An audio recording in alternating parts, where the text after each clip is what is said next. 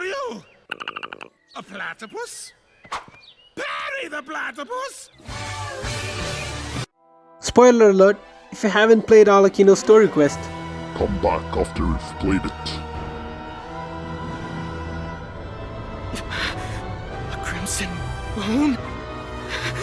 yes, the Crimson Moon. One of the biggest mysteries surrounding Arlecchino has finally been solved. Why does Arlecchino have weirdly egg-shaped pupils? Why is she glitching? Why does she have so many references to a moon? It has all been answered. The story quest starts off with rumors of a particular phantom child roaming around Poson, where members of the House of the Hearth are currently stationed. And this phantom child is none other than Clervy, who was Arlecchino's best friend. But how could it be possible that Arlecchino's dead childhood friend is still alive? Well, that has got something to do with Arlecchino's power. In Arlecchino's character story 4, it is stated that Arlecchino discovered an ability to wield a strange fire from a very young age. This weird power wasn't unlike a curse and was the reason behind Arlecchino's arms blackening. It is also said that this curse, which depends on Arlecchino's emotions, if it reaches her heart, could make her change. Apart from the blackening, this fire would leave after images of people who were destroyed by it. Most times these after images were fragments of memories or dazzling colors, and sometimes they would take the form of conscious individuals. The Phantom Child Clervy was a very special case of one such after image produced by Arlecchino's fire, and it manifested as Clervy with memories and form 10 years before her death. This is shown by how Clervy talks about the House of the Hearth as if it was still under the rule of Mother, and how she finds it difficult to step out in sunlight because she feels there is no escape from the orphanage. But this begs the question, what exactly is this strange fire that Arlecchino wields?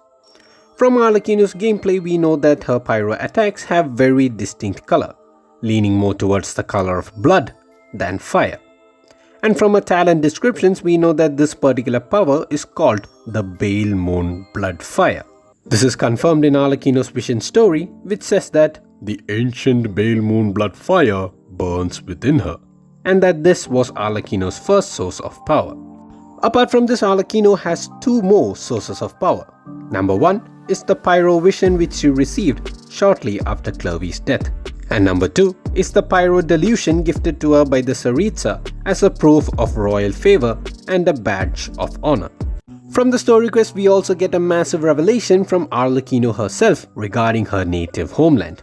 Surprisingly, Arlecchino, the king of the House of the Hearth, was never Fontanian to begin with. It was all a lie she concocted so that people trust her on her intentions to save Fontaine from the prophecy. The power of the Bale Moon Blood Fire often used to give Arlecchino dreams about a particular crimson moon, and so just like us, she too was curious about her connection to the crimson moon as well as her true identity. And the one person with the answer was the jester Piero, who also used to be called Pedrolino.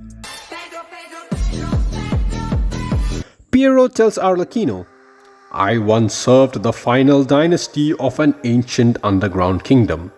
Its dynastic name was Eclipse, and before them came the Crimson Moon.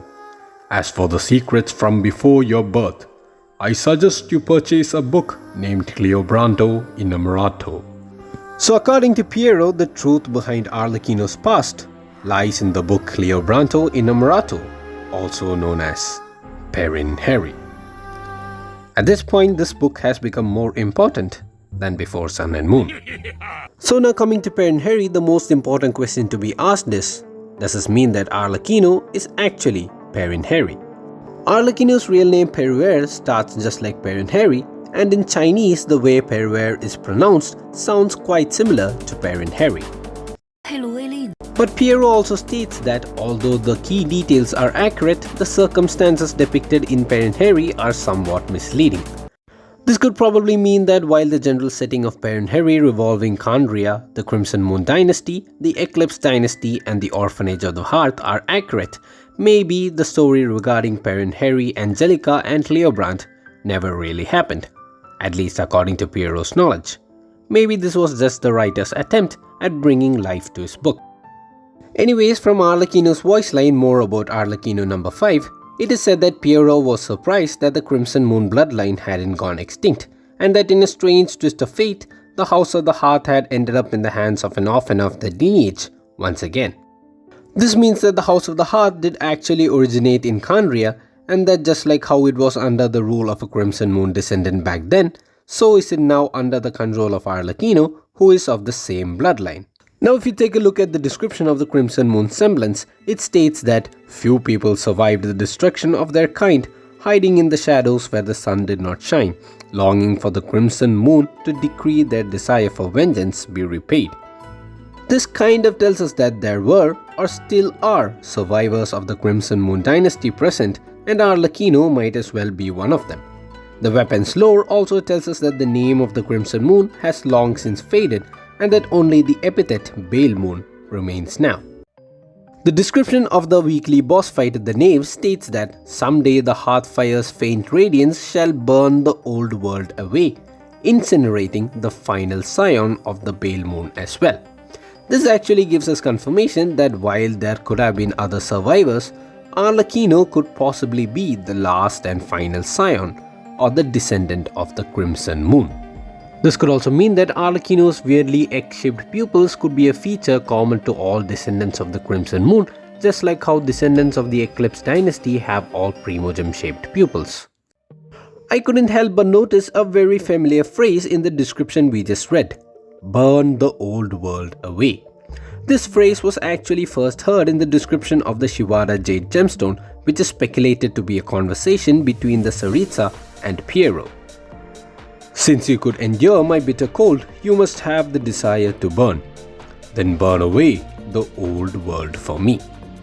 In an old video of mine, I had speculated how this phrase probably refers to the Nordic event of Ragnarok, which signifies the end of the world, where the fire giant Surtur burns the 9 realms as well as the world tree, Yggdrasil.